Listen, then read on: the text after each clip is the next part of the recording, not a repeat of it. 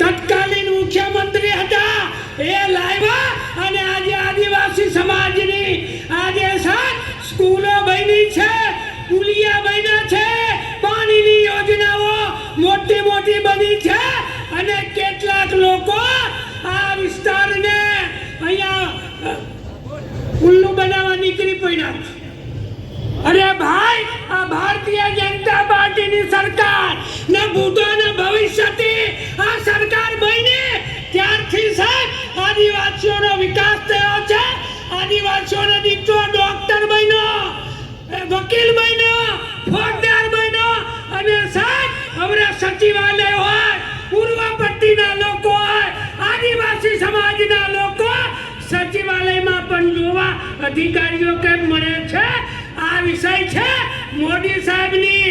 સાહેબ મોદી સાહેબે જે કામ કર્યું છે એને હાલની